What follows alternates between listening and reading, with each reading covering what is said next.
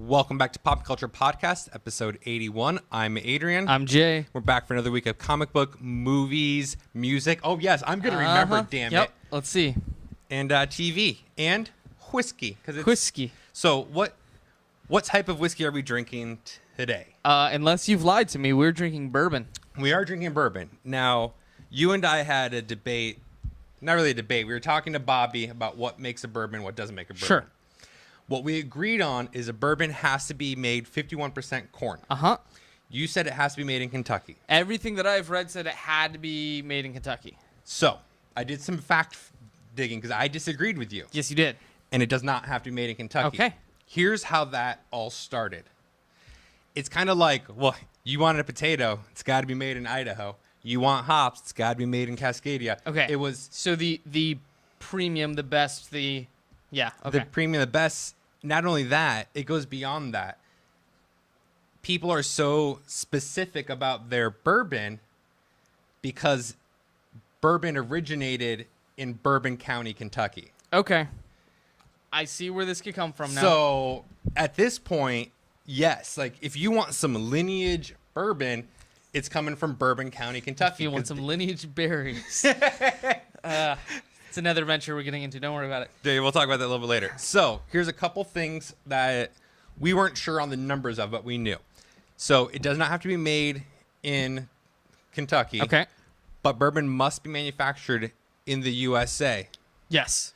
from a grain mixture called mash, which we knew made of 51% corn. Yep. We knew that. Done. Must be distilled to a maximum of 160 proof. I knew that. Bottled at strength age 80 proof. Right. Which we knew.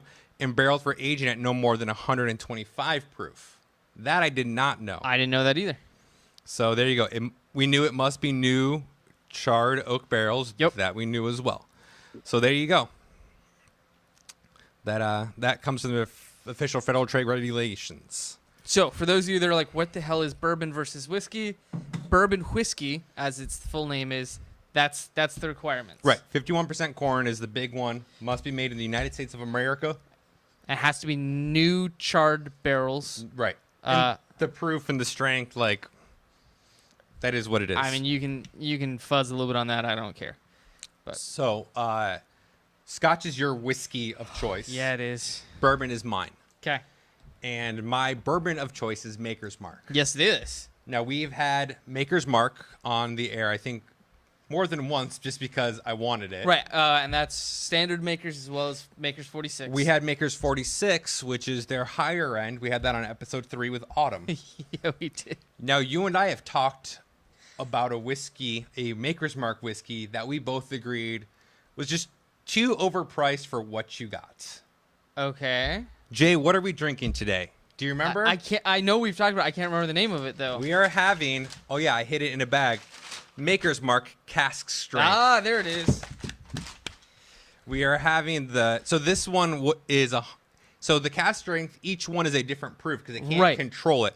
So this is a 111.3 proof, 55.65% alcohol.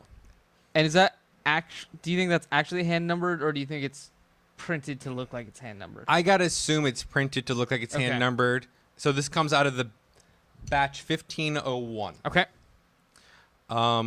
So as we all know, I prefer mine on ice. You take yours neat. I do. I did give myself a little neat. I noticed that. Because I wanna taste it in its pure form, and then I want to taste it the way I prefer. Okay. So, salud. Cheers.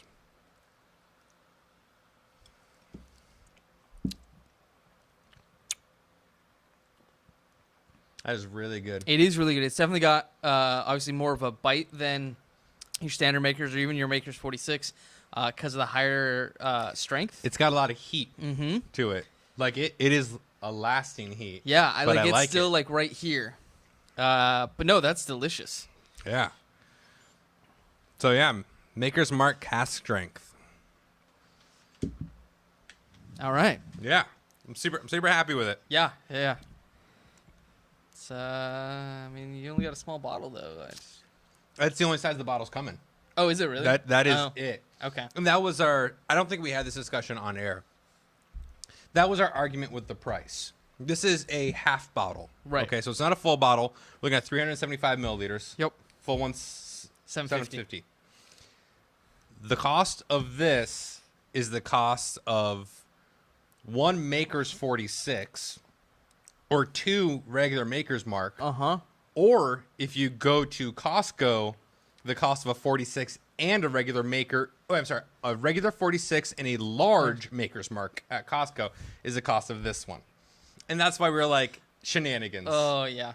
And then I was like, yeah. Sorry, I was doing some research. We need it. I was doing some research for Canadian whiskeys, which I don't know if that's next week or the following week. I don't know that we have that Oh, figured yeah, out it was yet. next week. Okay, so next week's in week. I was doing some research for Canadians. I'm like, how the hell are you charging this much for a bottle of Canadian Club? Yeah. Oh, CC. Yeah. Obviously, Canadian Club's called CC has had quite the marketing campaign in the past 3 years and has really elevated themselves to whiskey drinkers to the same level as Crown. Well, and I didn't know that they have their premium line. So I thought it was just regular CC? Canadian Club. Sure. But no, they've got their it's not prestige, it's executive. They have an executive level. And that stuff's not cheap. I'm like, this is Canadian whiskey. I don't even really like Canadian whiskey. I mean, to be honest with you, oftentimes if I have a choice in Canadian Club or Crown, I will go Canadian Club. Well, sure. Like CC and ginger, if I'm mixing, is my mixing drink is CC. Okay. Okay, so All right. that's just another reason for us to go to Canada. Yeah. Because now I'm just thinking about that new barbecue place. You sent me that, and I feel like I drooled on Oh, my my desk a God. little bit. So we've talked on the show about Palomino before. Oh, it's delicious. Our favorite barbecue oh. place. It's in Calgary, so we always joke like, "Hi, we just need to go to Calgary." I mean, there's a comic show, but there's barbecue. There's a best barbecue you'll ever have. You sent me a link today for a new barbecue place that opened up in Kensington. Which is essentially, that's like saying it's in Ballard, Right. not Seattle. It's literally a town next yeah. to it. And it's Texas style. The guys said that they went to a bunch of small towns around the Austin area and just tried the barbecue, and they're like, nope, this is what we need to make. And it's the same thing. It's they start it early, and when they run out, they run out. And if you order it after 10 o'clock, you get it half price because they will not reheat it. Right. So Sounds amazing. we love Calgary beef because it is a ranch town. Like, essentially, it is Texas, but nicer people. Like, I don't know how you... Yeah, I mean, I guess. Although I've been told that I'm nice there. You remember that time? Yeah, We were in an Irish pub, and everybody always says Canadians are super nice and apologetic and whatever. And we went to this Irish pub, and we ordered lunch, and they're like, oh, you guys must be American. You're really nice. Yeah. What? That was really weird. What TV shows are you watching? Clearly, she doesn't know who Robin Sparkles is. Speaking of TV, what TV shows are you watching? All right, so, I had my normal Girl Meets World, America's Got Talent. I didn't watch this week's Pretty Little Liars yet. I finished The Following, Okay. which is one of those other shows. It was the last show that I was like, I haven't seen it in a year. There's 4 episodes left. I'm not waiting for my wife anymore. And you finished it out? I did. She actually came home last night and saw that I was watching and got upset. And I'm like, it's been over a year. And you said you didn't like it anymore. There's a anyways. moratorium on these things. And I can't remember if this is a show that got canceled during the season to where they had notice or if it was after the season. But the way it ended, it definitely could have been continued. I think... I'm just throwing this out on assumptions. I think I read this, but I don't remember for sure, that they were hoping it would continue on in Netflix form. Okay. Like, a lot of shows are doing that now. Where Yeah. they're like, well, maybe we'll just go on to Netflix or Hulu. Yeah.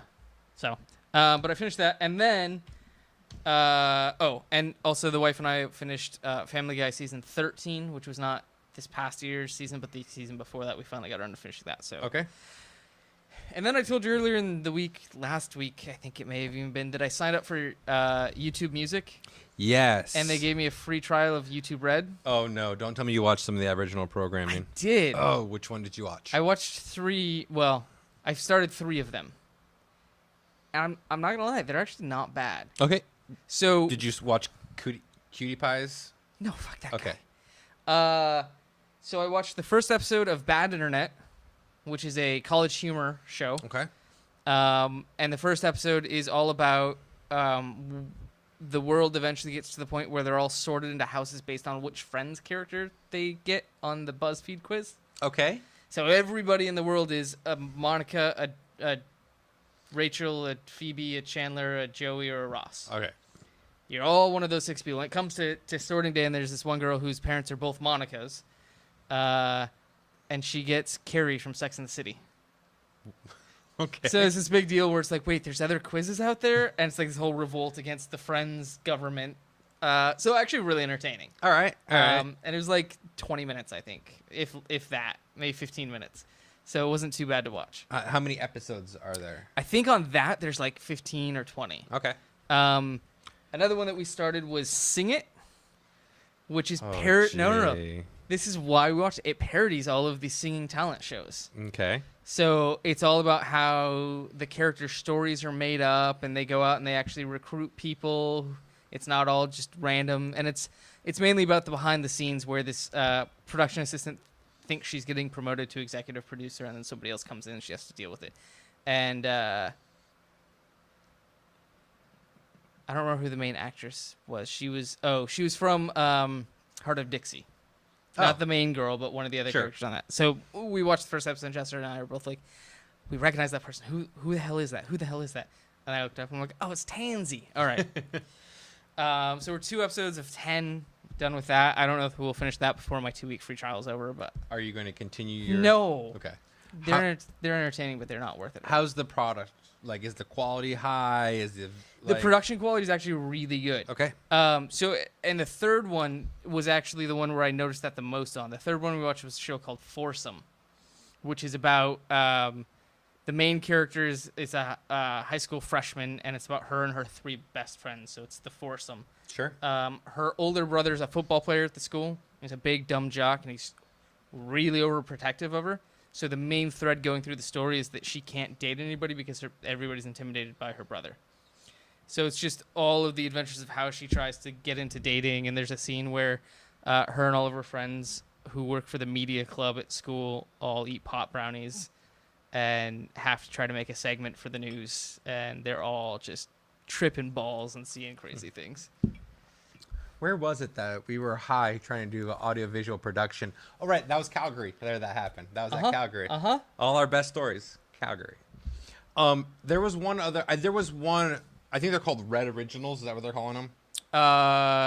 YouTube Red Originals, something like that. There's one that I was curious about. It looked like it was like a dinner party, but someone actually was a murderer and there were ghosts involved. Oh, yeah. I've seen that one. I haven't started it. I've only seen the commercial for it, like, while they're advertising it.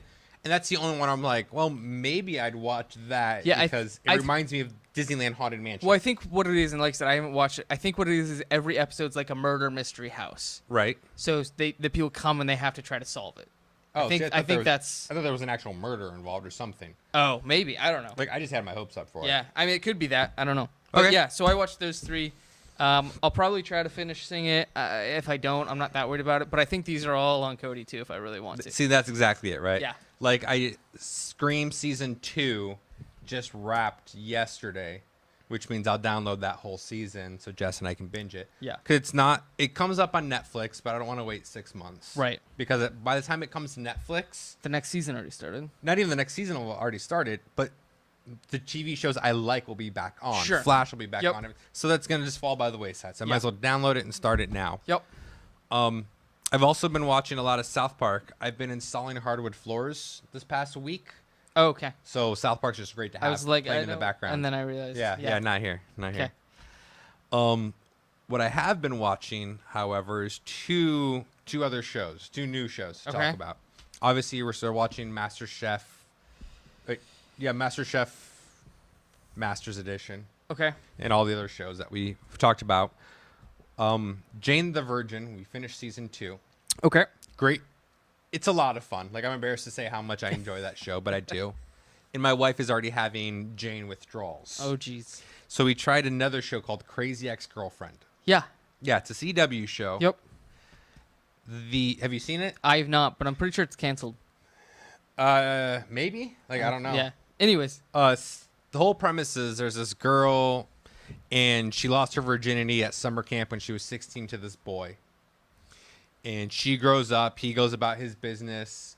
They run into each other in New York, and he's like, "Oh, small talk," and he's like, "Yeah, I live in West Covina now."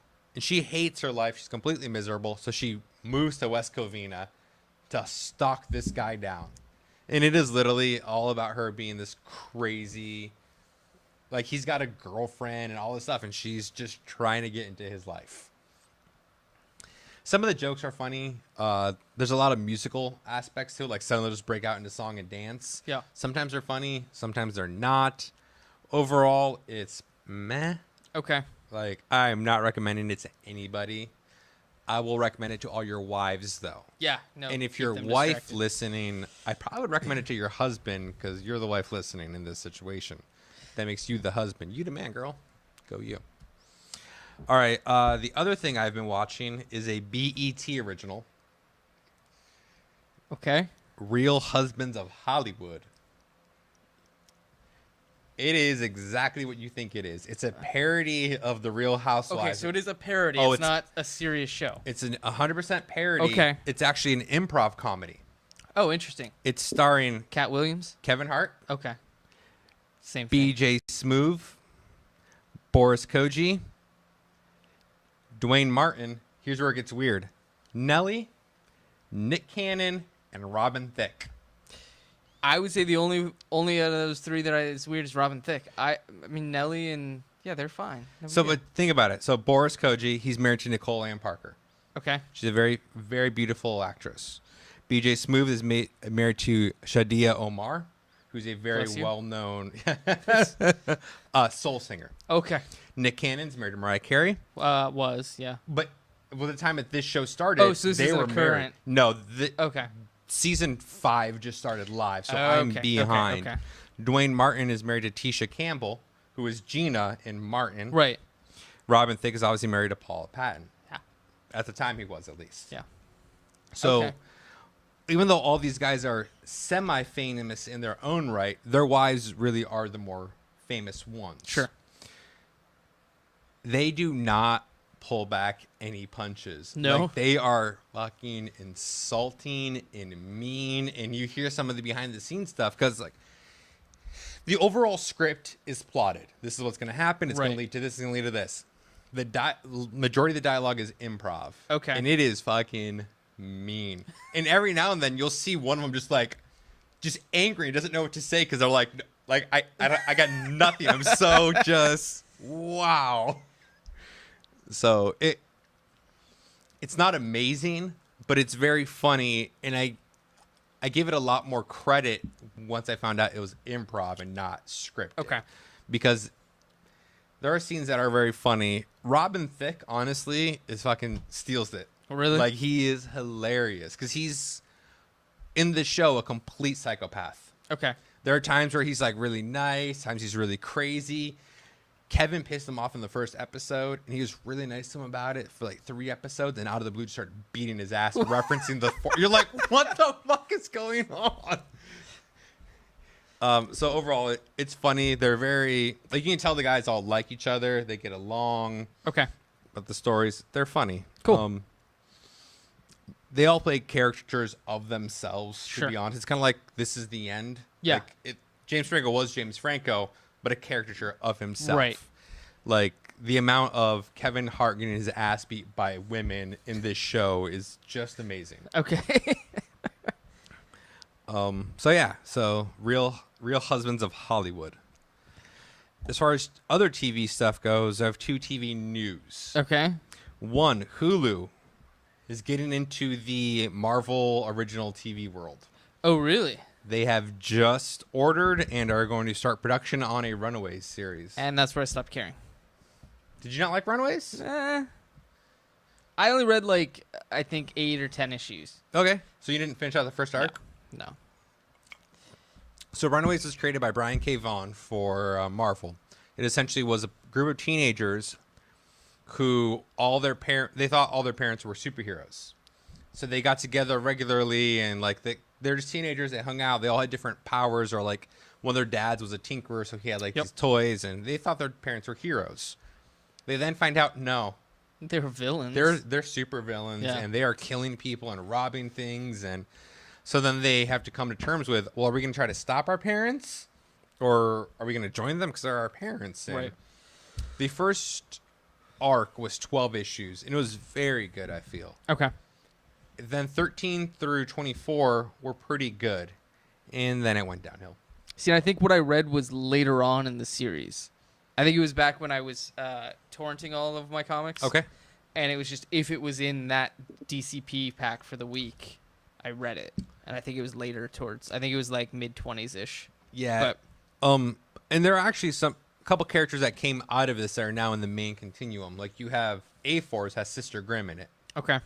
and she's a witch, but Can't she only cast? I might be mixing up my characters. Isn't she the only one that can cast one or say a spell once? yeah, she can only say a spell once, and then to actually activate her magic wand, she cuts herself. Yeah. Because it's inside of her, because she has the power inside of her, and she doesn't know how to get to it. Right. But cutting herself. And there was a part in Runaways where she did learn how, but she couldn't keep it going. Okay. So it was all very, very angsty, very teenage, but it was good in the long run. I enjoyed it. The other news is because we are now a wrestling podcast. We talked about UFC becoming WWE. Yep. We talked about WWE being over the top, but still being smart script writers. Yes. It seems WWE is taking a page out of the UFC book. Vince McMahon just sold 1.5 million stocks. Really? Yeah. Guess how much he got for that? 30 billion?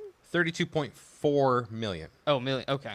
For some reason I was thinking, yeah, okay. Which still leaves him as the majority stockholder, though. Oh, absolutely. So the rumor going about it, I've talked to a couple people in the industry, is that he's not leaving, but he's definitely going to dwindle his share and let the kids buy it, as well as Triple H to kind of pass that torch where he's just no longer able to do the day-to-day stuff. He is in the business world. He's not in the on-screen world. So there will be some more transitions there, which is actually why the brand split happened, is apparently there was a lot of contention between him and Triple H as far as planning and script writing and this and that and all that kind of hooey. Sure. Before we get to movies, music. Yeah, that thing has been flying around your head for like the past 10 minutes. Okay, cool. I swear I showered today, but... all right, so music. You promised music last week, and as per usual, we waited a week to talk about it. Yeah. You and I actually talked about it, though. Yes. I don't remember what it was, though. It was Tidal. Oh, right. Yeah. So, strangely enough, I've been listening to more and more hip-hop and rap these past couple months. And I get why you're watching shows on BET now. It all works together.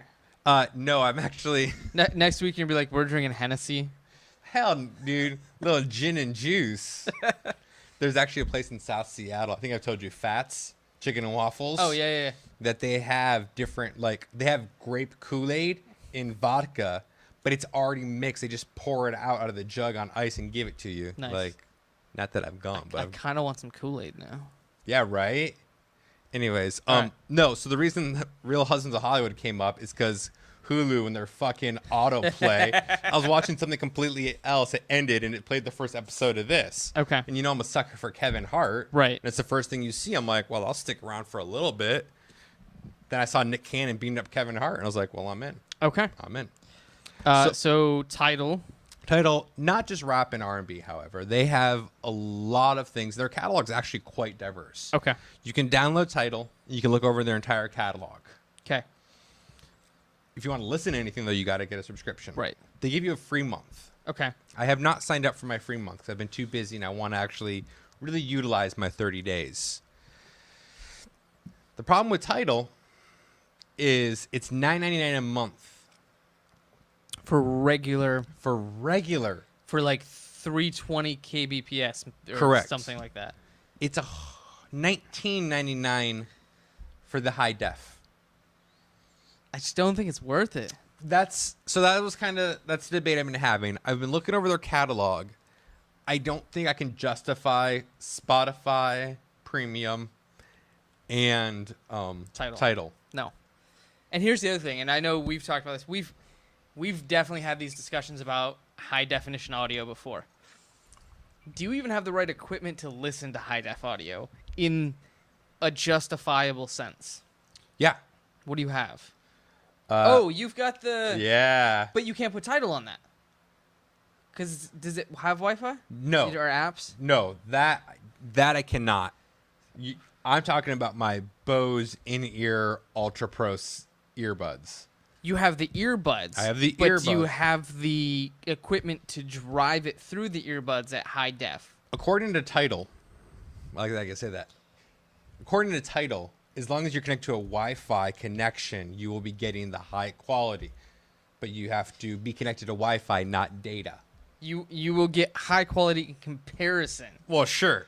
but you still won't. I'm not even getting You all that. still don't get the You- flack. no, You still you're- don't get flack. Because you're gonna need a DAC, you're gonna need an EQ, you're gonna need all this other equipment to get it actually at studio master quality, which is what high def is. Right. And that's my thing. I'm like, I'm not gonna pay $20 But to. therein lies the argument for the $20 one, right? Yeah. Also, there's a title app for Cody, which I saw, and I'm like, why? Why not? Because I feel like most people that have Cody aren't hooked up to anything other than their internal TV speakers, That might be true, too. and that's just painful. Anyways, But going over their new releases are on Tidal before they're on Spotify. Yeah. However, they do eventually make it to Spotify. right. So do you need it now? Right? Therein lies the question. And legally, do you need it now? No. God, no. I prefer downloads anyways. Right. The card has a USB player in it. Everywhere I go, I carry my... Yes, I carry an MP3 player with me. Not just my phone, an MP3 player. I still use an iPod Classic Good for you, in my homeboy. car. Good for you. Because fuck the touch. Anyways, Get the X1, dude. I really want to. Man, it's so I really nice. want to. There's a couple other ones I've been looking at too. I don't know if we've... Sorry for the tangent. I don't know if you and I have talked about Mass Drop yet. No. So Mass Drop is a website where you can go on and they just have all these different things, and it's the crowd buying mentality where if enough people are willing to buy a certain product, they can get the price to drop because of a volume. Okay. But they tend to have even their start price is lower than if you were to go buy something retail. So they'll have your high end headphones. They'll have some high def media players. They'll have they have like men's apparel and jewelry and all kinds of other stuff too. But I subscribe to the audiophile channel, so I get an email like every other day, like here's the new drops, and some of them are significant. I've seen headphones that are normally 800 go for 150. Okay. So there's a couple of the high def portable audio players on there where I'm like, I might be able to do that. But I mean, even the X1 at $100 is not bad. X1 at $100 is a fantastic buy. For those of you who aren't familiar with this, we've talked about the X1 on air, didn't we? I'm pretty sure we did. If not, we should have. Were we in Denver? I was in Denver when I had it shipped to my hotel there. Yeah. Yeah. Okay. So I was in Denver and I had this shipped to me there. Here, help yourself, man.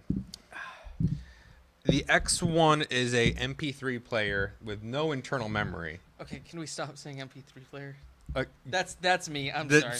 a portable audio device. Right. With no internal memory aside from the OS, the operating system, but it does have expandable card slots. Yes. The benefit of this is it plays every audio file Right. there So is. you can play MP3s, M4As. You can play WMAs. You can play OGG. Yeah, you can play OGG, FLAC, everything. So which means, for those of you who listen to it on your phone, listen through Spotify, which the majority of us do, you're getting medium rate MP3 quality. 192 kbps typically. MP3s only go up to 320. Yeah. Whereas this... And 320 is CD. Like if you're listening to an actual Yes. CD, 320. This can play the original studio masters. So uncompressed. You have the full band of all the sound, the highs, the lows, everything like that. You get a more rich, full sound, clearer. It sounds so much better. It does. The problem is acquiring those. Right. So you can't go to iTunes and buy FLAC. No. You used to be able to go to Pirate Bay and download FLAC, but Pirate Bay is pretty Bay's much gone. Right. So Yeah. where do you go now? And I haven't figured that out yet. Right. There is a service out there other than Tidal. Are you talking about the Neil Young's thing. Pono? Was it Neil Young?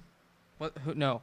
Was it Neil Young? Was it Ted Nugent? No, it definitely wasn't Ted Nugent. It was more folky. Fine. It's one of those guys. It's like Neil Young or something like that. He's got a player that came out called a Pono, I think, and it's this weird triangular thing. Anyways, there's a music service that goes along with it where you can buy high def audio, and then Tidal was kind of the other one where you can stream high def audio.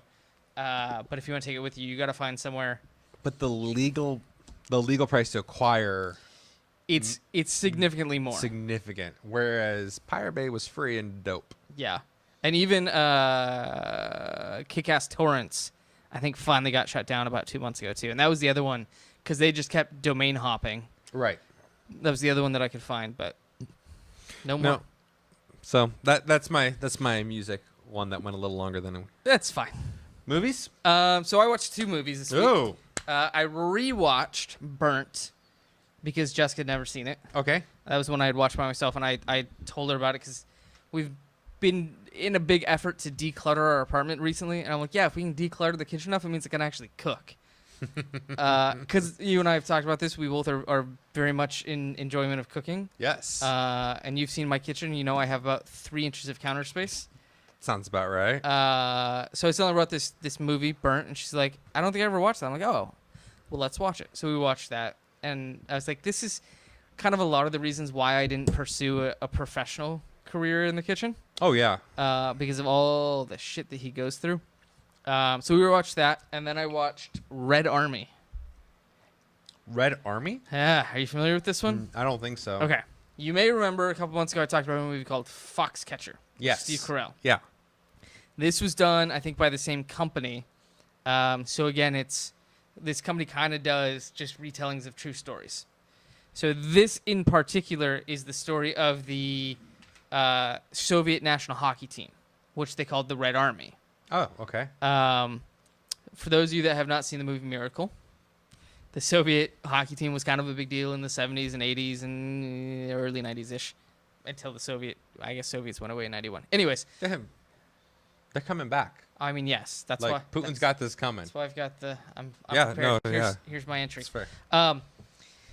So the Soviets came up with this idea that in order to show that the communist system worked, that it was effective, they were going to dominate the world through sports. They were going to train up the best athletes as proof that the Soviet system was superior to capitalism, democracy, all that. Which they tried in the Rocky movies. Yeah, there was that too. So they decided that hockey was going to be their sport. So they would draft.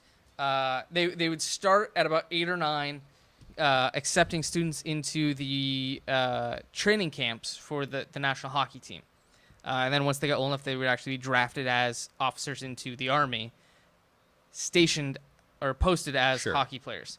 So that was their entire MPO in the army. That's how they got paid. Yep. Okay. So it's the story of especially this one hockey player, Slava, insert Eastern European middle last name. Racist. I don't know how to pronounce it. Anyways. Fine. Let's just call him Pyotr Rasputin. Sure. Yeah. Nice. So it was all about how they came up through the camps and the brutal training they went through and like all the tactics of the coach and all this kind of stuff and all the pressure that was put on them to win and how when they first started coming over to the West and playing games, how people were like, oh, I mean, we're the best hockey players in the world. The Russians don't have anything on us. And they came in and just slaughtered everybody. And then their first big loss was to the U.S. Olympic team in 82? I thought it was 84. Might have been 84. Around there. Yeah. Anyways, Miracle was around there. The Lake Placid, New York Olympic Games. They lost to the American team, and that was kind of their first big loss. So it goes through all these things about how they were treated after that. The coach got fired, and they had to get a new coach in. The new coach was an asshole, and he admits it. And then it progresses into towards the end of the USSR, them wanting to sell their prize players to the NHL because it meant income flow for them. They said, oh, right. They said, you go and they'll pay you $1 million and you keep 10%. and give the rest to Mother Russia. Right. And a lot of players went for it because it meant they got to go to the States, and that was better even if And they did they were, actually give them the money? they didn't have a choice. It was their contract. So the contract was between the NHL and Russia Oh, okay. or Okay. USSR. So the USSR or the NHL paid the USSR, and the USSR gave the player's family whatever, if anything. But this one main player they talk about in the movie, he refused and he refused and he refused. It got to the point where he went and had a meeting with the Minister of Defense, and the Minister of Defense said, "We'll give you 50%. You can take 50%." And he's like, "No," and just walked out. He's like, if you're not going to let me go, then just discharge me from the army and let me live in Russia as a normal person. And he got up and walked out. And I got a call later, and they're like, "All right, you're going." Interesting. And then the late 80s Detroit Red Wings actually ended up being 5 players. Their starting 5 was 5 players from the former Soviet team because they'd made all these trades to get the players, and they got them together, and they were running all their old plays, and they were dominating for years. Yeah. So that's the movie. It was actually really interesting because you see all the politics behind it. It's not just the sport. You see all the politics that drive behind it, and all the suffering that these world-renowned athletes had to go through because of the country they were in. Do you know how much of that is based in fact? Like, is it really factual, dramatized? It is factual. They have interviews with all the players Okay. who are the ones that are recounting the story, as well as the coaches. Because I know in Foxcatcher it was. It was definitely yeah. So this wasn't. So it was the same company, but not the same Right. style. So like Got in it, okay. Foxcatcher, it was Steve Carell and Channing Tatum acting out the story of Right. Foxcatcher Ranch, whereas this was the players actually Okay. recounting, and it was all actual footage from games and stuff like that. Crazy. So this was an actual documentary as opposed to a fictionalized recount. See, now that I would totally watch. Yeah. So Red Army. Red Army. I have some movie news, although now that I say that, I may be mistaken. It may be TV news. Okay. John Krasinski, Jim from The Office, Yep. has been officially announced as the new Jack Ryan for an Amazon series. It didn't say an Amazon series of movies or TV, just an Amazon series. Really? Dude, did you see him in 13 Hours? I didn't see it. I know he bulked up a lot, but I'm Bulked. still. He was a military in that, and he did a So great did you saw the movie then? Yeah. While watching it, were you looking at, hey, that's a bulked up Jim, or No. was it totally different? At first, I was like, well, it's just Jim. Like, when's Okay. Jimmy Kimmel going to show up and prank him? Sure. And then, I mean, it's 2.5 hour long movie. Right. So you had some time to come to terms with him as not being I Jim just from wasn't The sure if he Office. had like some of those same mannerisms. Not or really, anything. no. Okay, cool. No, he has the same kind of grin. Like, that's just his grin. Yeah. Like, if you see him in every other movie, that's just his grin. Right. But no, totally believable. Okay. Like, remember, he was one of the final 3 for Captain America. And it went to Chris Evans. Like, Yeah. I just know. I can't think of the name of the movie. The movie I watched with him and Maya Rudolph, where they get pregnant and away we go. away we go. That was Jim still. Yes. So that's what I wasn't sure. But you got to remember, Away We Go was released in the heyday of Office. So I Right. think they wanted Okay. Jim from The Office. Okay. Same with the one with Mandy Moore and Robin Williams. When they get married.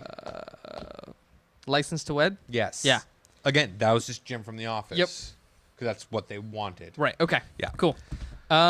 I mean, I haven't seen the Jack Ryan movies, but I kind of know. You haven't seen any of them? No. So Alec Baldwin has been Jack Ryan. Mm-hmm. We've had Harrison Ford. We've had, is it not Chris Pine? Is it Chris Pine? In the latest one. Yeah, it was Chris Pine. Yeah. So now we're at, there's been one other I'm forgetting. Didn't Tom Cruise do one? No. There's one I'm missing, doesn't matter. Okay. And then now we have John Krasinski. It's Okay. Jack Ryan. Shadow Recruit was the last movie. Yeah. Okay. The other movie I watched was also a documentary like you watched. It's Okay. called Hotel Transylvania. Why are you making that face? Nothing. It's totally based in facts. I feel like some of it was a little scripted. No. It's Adam Sand. Lur? Yeah, and Andy Samberg. There you I go. wanted to make sure I didn't get those two. I know. I do it all the time. Well, they were both in it. Yeah. Um, So I've never seen Hotel Transylvania 1. okay. My buddy Colby was Yeah. over at my house a couple months ago, and he has a 5-year-old son who anytime he's over is like, can I watch TV? Can I watch TV? Because we've got a bigger TV Of than we do course. at home. So we throw on the kids' Netflix. And he picked Hotel Transylvania 2, which was a little weird because I didn't know any of the backstory from 1. So I saw like 3/4 of 2, and I'm like, it's kind of entertaining. There's some good jokes in there. It's the same way I felt about 1. Okay. It did not captivate me the entire time. Right. There's enough where I was entertained by it. I had popcorn to go with it, some ginger ale. Overall, it was a fun movie-going experience. Okay. Everyone I've talked to who's seen 1, like I talked to 2 guys, they're both like, don't watch 2. Oh, really? So if you thought 2 was fine, you'll like 1. Okay. Okay. But apparently 2 is the worst of the movies. For those of you who don't know Hotel Transylvania, it's an animated movie, as we mentioned, starring Andy Samberg, Adam Sandler, and then Some other Selena people. Gomez. And Oh, essentially- really? I didn't yeah. realize that was the voice of the Yeah. daughter. So essentially, it's all the monsters that you know, but they want to be left alone. So Dracula's wife was killed, and he has a daughter. So he builds a secluded hotel out in Transylvania that only monsters can get to. So monsters just go for freedom from humans. Right. Well, one day a human happened upon it because Dracula's plan went awry, being a jackass. Humans showed up, fell in love with the daughter. Dracula tried to get rid of him. Shenanigans occurred. The daughter and him fell in love, and bam, Hotel Transylvania. Right. And then the second one's all about Baby, they had a baby. fucking babies. I will say the thing I liked least about Hotel Transylvania was Jonathan, Andy Samberg's character. Okay. Like, just annoyed the hell out of me. His Sure. voice, his manners, everything about it bothersome. So it is. That's all there is to it. Like, this movie's not winning any awards. Was it fun to watch? Sure. Was it? It was short. Like, it wasn't very long. It was a fun thing to watch in the middle of the night. Okay. And that is that for my movies. Fantastic. Comic books. Sure. What's on your list, buddy? This week I got Supergirl Rebirth #1, Yes. Nightwing #3, Yes. Batgirl and the Girl Birds of Prey #1, Mhm. which I see is on the top of your list. You must love Alphabetical order. It's alphabetical. Batman #5, Green Arrow 5, Green Lanterns 5, Okay. and I only read the first 3 of those. All right. Good. Because I want to talk to you about Nightwing. Okay. So I got Batgirl and the Birds of Prey, Justice League #3, Nightwing #3. Your 2 covers again. Yes. So far I have all the variant covers of Nightwing Rebirth. Thank you, homie. Appreciate it. Yeah. Suicide Squad #1, Supergirl Rebirth #1, Superman #5, All New Wolverine #11. It's the X-23 Wolverine. No, I know. I Okay. know. I just know you were. I didn't. I guess I don't ever pay attention when you. When I said it the other times. Yeah. And I think all the 10 times before this. this may be the only Marvel book I have left in single issue besides Moon Knight. Disney Magic Kingdom Comics #2. There's only 2 of them. Okay. They're both super oversized. They're both super oversized. The whole point is it's all done in the old. I think I talked about when it came out. Yeah, The the old old style, but it's the characters exploring Disneyland. Oh, okay. So it's kind of fun because this is Disneyland's 60th anniversary. It's their diamond celebrations, what they're Right. calling it. So they've been doing a lot of things to. So this is the characters going through Disneyland on So- the rides. Do they encounter the humans dressed as them? No, they Oh, don't. That'd be hilarious. But so it shows some of the rides that are no longer there, some that are still there. Okay. And it like goes through the different anniversaries that Disneyland has had and the changes. So see that human Yeah. dressed just like Mickey, but Uh-huh. Mickey's telling him, "Hey Pete, what? No costume.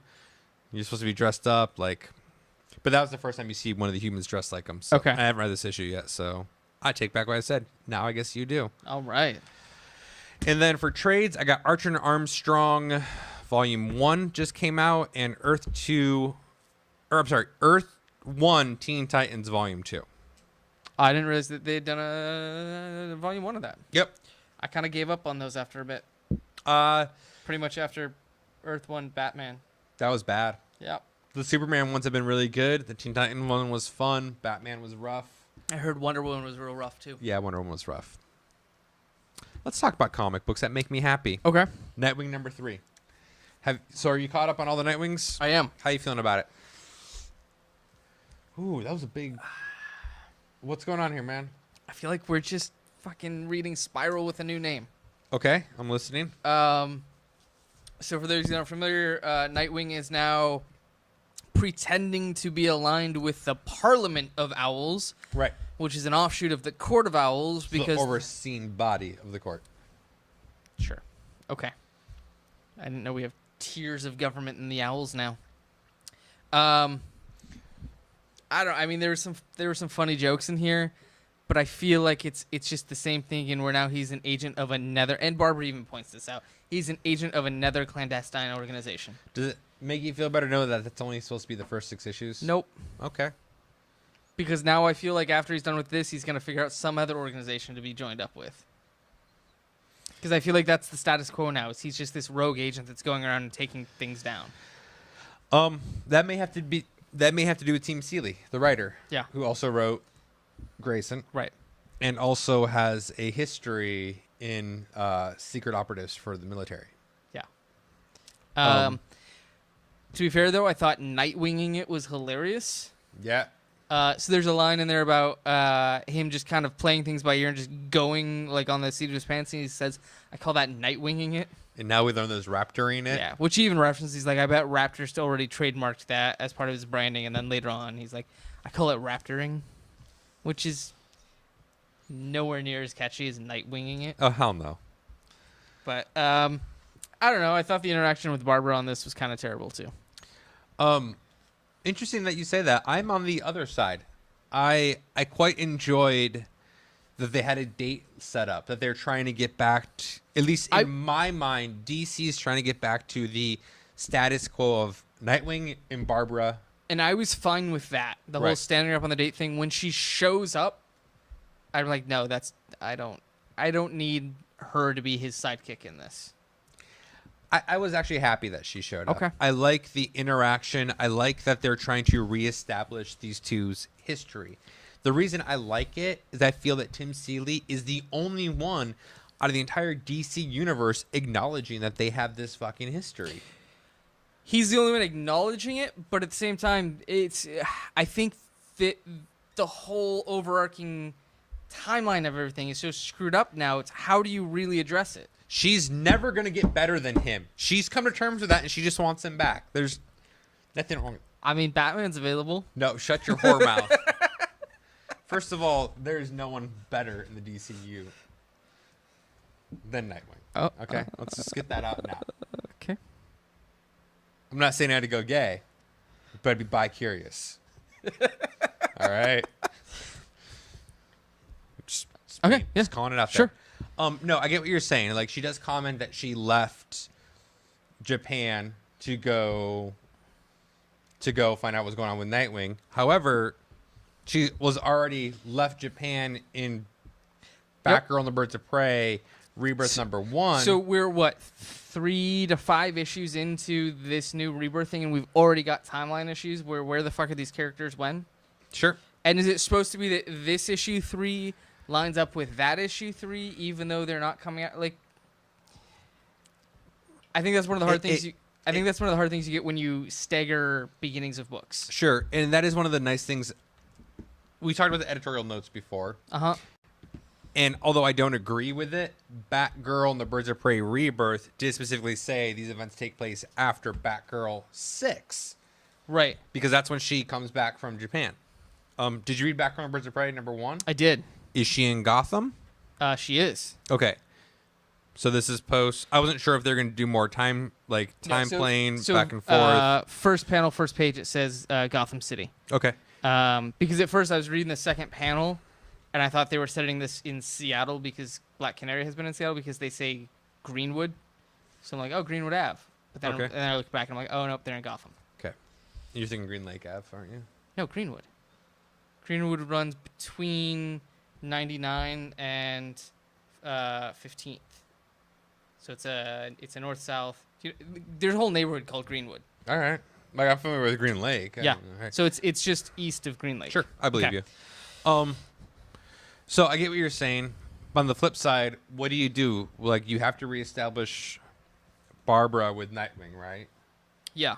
Well, and so here's the other thing that I think is really hard for them right now with the Bat family in particular. And I don't remember if they reference it in Nightwing or if it's in Batgirl and the Birds of Prey, but they talk about Gotham now is essentially being run by Batwoman and her junior squad and the Gotham twins. Right. So now you've got all these other Bat family characters that what are you going to do with them? And I feel like Nightwing is kind of getting, and this is my opinion, Nightwing's getting shunted a little bit in that it's, we're going to just figure out some other organization that's outside of Gotham for you to hang out with right now. So he's hanging out with Parliament of Owls, which is based out of Greece. Well, let's look at the original Nightwing story by Chuck Dixon and Scott McDaniel. Okay. He went to Bloodhaven. Yeah, what the hell? Specifically, What's happening in Bloodhaven right now?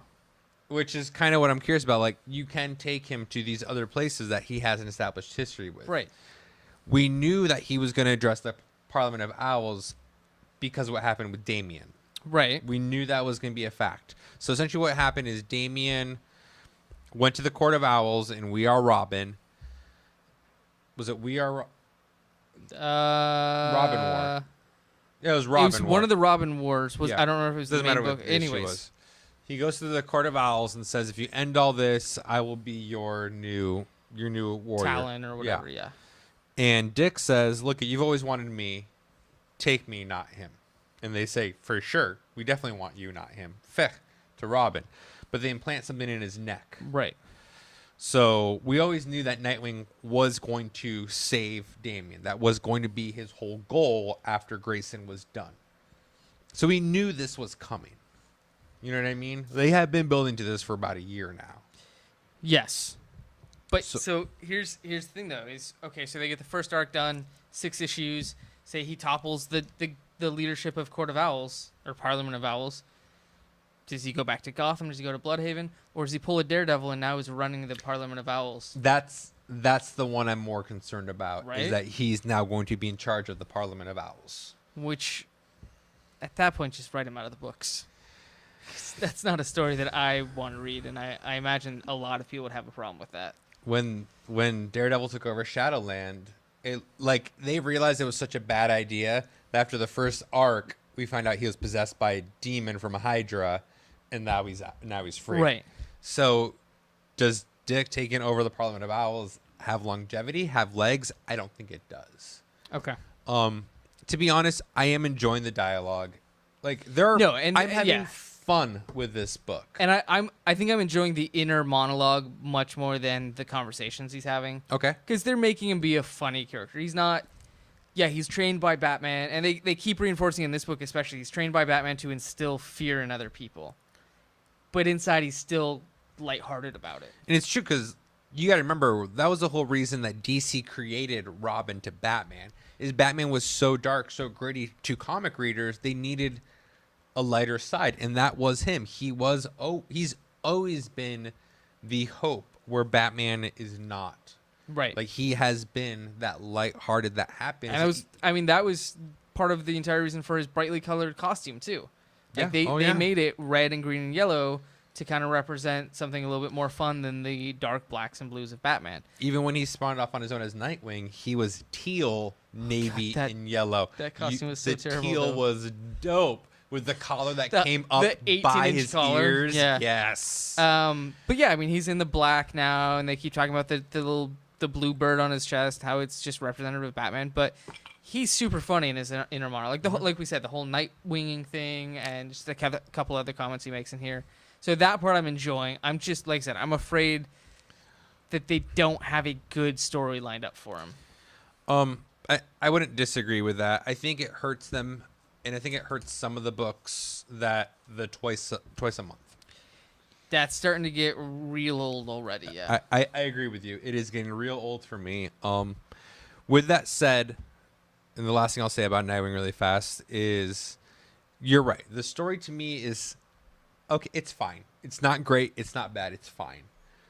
But I'm having fun with the characters, and for me right now, that's enough for me to finish reading it Okay. and be completely happy because I'm having fun with him being Nightwing again. So you would say this is worth the 4 comics a month you're buying to read Nightwing? Okay, it's 2 a month. You leave my variant covers alone. You're paying 4 times for these comics in a month. Yeah. Yes, I am. Okay. All right. Did you read Supergirl? I have not. Okay. I was going to. I really want to because I'm super excited for it. Did you read Supergirl? I did. That Tell was me the first about one it. I read. I want to hear all about it. So this is Supergirl Rebirth #1. So this isn't the beginning of the full series. This is just kind of the one shot to lead into, which I feel like we've been reading Rebirth for like 3 months already. Well, that was the whole point. Yeah. It was going to be a 4-month-long slow release. So this takes a lot of elements of the Supergirl TV show and kind of twists them a little bit. So in this, she is working for the DEO. Okay. John Jones or John Jaws, the Martian Manhunter. what's Hank Henshaw though, right? Or what's his name in the show? Hank Henshaw. Yeah. So Hank Henshaw is not the leader of the DEO. Well, no, because he's Cyborg Superman. Yeah. Turn to the last I know page. I know her dad is. Yeah. But in Superman Continuum, Hank Henshaw was the Cyborg Superman. Yep. And since Superman came from that universe, he's still concerned. And as we did learn, this version of Hank Henshaw is shady and does have some evil to him. Right. So in this, she's working for the DEO. It's somebody else that's running. I don't remember her name, but I feel like it's a previously established DC Universe character. Cameron Chase. Yes, which maybe I'm just thinking Cameron Hodge, but I feel like I've heard Cameron Chase before. No, it sounds real familiar. Okay. So Cameron Chase is in charge of it. She's working for the DEO. The DEO gives her handlers who are posing as her parents. So she's also given a teenage personality and goes to a regular high school meant towards science or whatever. So she's still Kara. I'm pretty sure they still give her the name Kara. I don't remember what the last name they gave her is.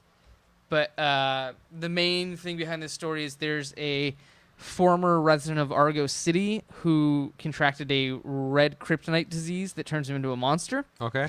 So Kara's parents actually put him in the Phantom Zone because they feel like the disease will spread.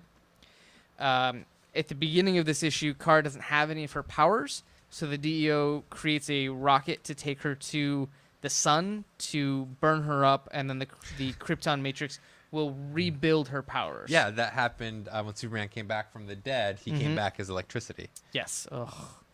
So the rocket itself is powered by phantom energy. It's got a phantom drive. Okay. So when it takes off, it rips a hole between Earth and Phantom Zone. So this person who was a kryptonite disease person comes back, and Supergirl, once she gets her powers back, the sun actually has to fly back to Earth and fight the monster, and finds out that it was her dad doing experiments on him that caused the disease in the first place. And now she's starting to question her dad. And then at the end of the issue, you start seeing that her dad is...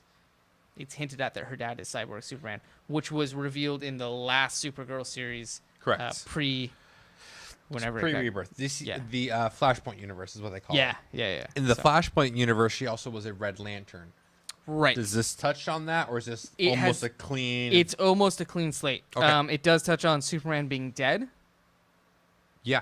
So that carries through to this. So now it's... And the timeline of this is she was just discovered on Earth a couple months ago. So she's still really new to everything. So she was just discovered a couple months ago. That means they are getting rid of the Red Lantern Yep. thing. So and they're none of getting rid that the has harvest thing. Okay. Yeah. Interesting. Which, to be fair, that's the Supergirl I prefer. Absolutely. I did not like the Red Lantern. Nope. I did not like the...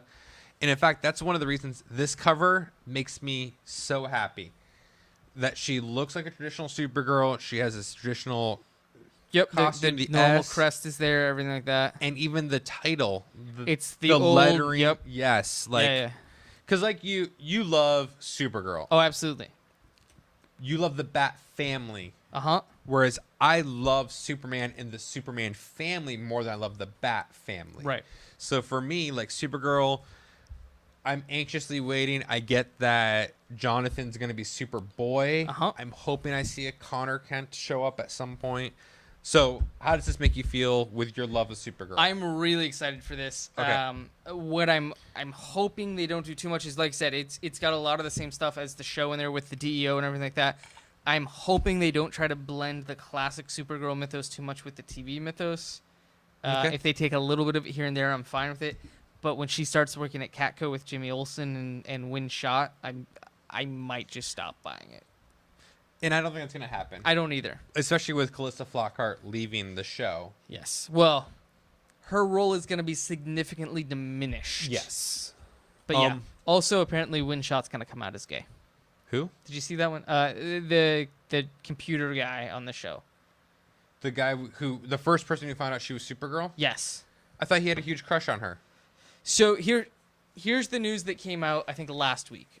Somebody in this next season, somebody in the CW TV universe is going to come out as gay. You're right. It's supposed to be a major character. Yep. So most of the theory is pointing towards Win, because it's not going to be Jimmy Olsen. Sure. Because that would cause way too much issue. I can't think of anybody on Flash or Arrow that isn't already that would come out. So it's either going to be Supergirl or Legends of Tomorrow. Oh my God. It's Captain Cold. He's got a thing for Heatwave. Right? Oh, yes. I mean, it could be. They played brothers on one show. Why not play lovers on another? So yeah, that was announced like last week. Yeah, one was of announced. So, yeah, but I'm super excited so far. I'm looking forward to more issues in 3 weeks. Is when regular #1 comes out. Right. So, awesome. Well, that is it for me this week. that's all I got. We'll see you guys next week.